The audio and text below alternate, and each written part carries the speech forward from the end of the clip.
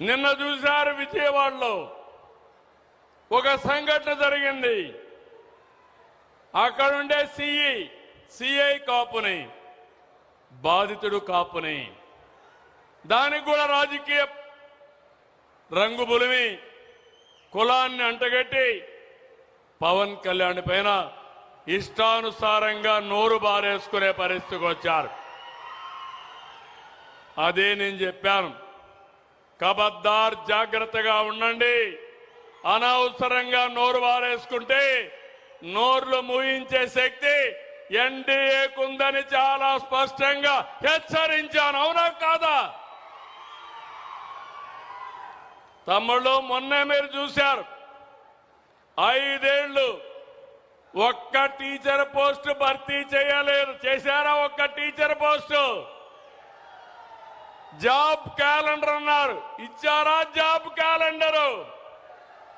Mega DSC నేను మొదటి సంతకం పెట్టాను. ₹1 అవినీతి లేకుండా 16,000 మందికి ఉద్యోగాలు ఇచ్చిన ఘనత ఎన్డీఏ ప్రభుత్వానిది. పిల్లలు ఆనందపడ్డారు, చాలా తృప్తిగా ఉన్నారు, బాగా చదువుకున్నారు, కష్టానికి ఫలితం వచ్చిందని ఆనందపడే పరిస్థితికి వచ్చారు. కానీ సంవత్సరం తర్వాత గొడ్డలి పార్టీ కుట్ర చేశారు. పేపర్ లీక్ అయిందన్నారు. వాళ్ళు చెప్పినన్నిటికీ సవాలు ఇచ్చినాం, సమాధానం చెప్పాం. మీకేదైనా డౌట్ ఉంటే మీరు రమ్మని కోరాం. కడాన హెచ్ఆర్డీ మినిస్టర్ లోకేష్ గారు, గొడ్డలి పార్టీ అధినేత, రా నేను కూడా వస్తా, రికార్డులు తీసుకొస్తా, తాడో పేడో తేల్చుకుందామని సవాలు విసిరారు.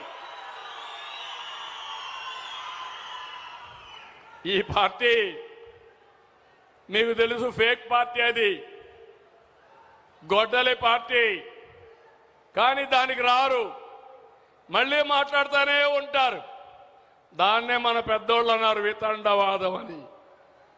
వితండవాదానికి ఆన్సర్ ఉండదు. వాస్తవాన్ని నిరూపించడానికి సిద్ధంగా ఉన్నామని చెప్పాం.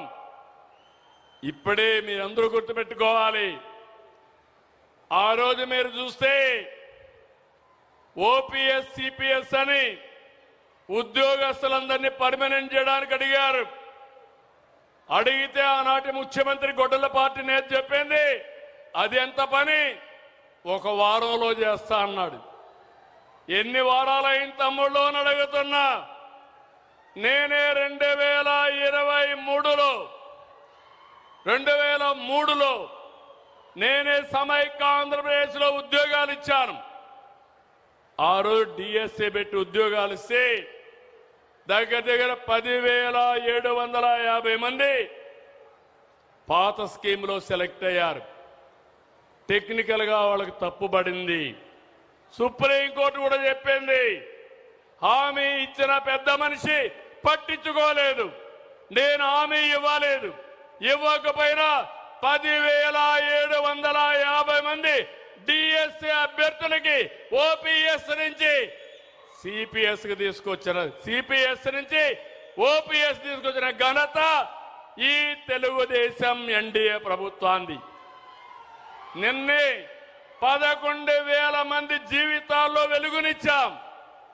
వాళ్ళకు రిటైర్మెంట్ అయితే ఒక్కొక్కరికి 2-3 కోట్ల రూపాయలు అదనంగా ఆదాయం వచ్చే పరిస్థితి వస్తుంది.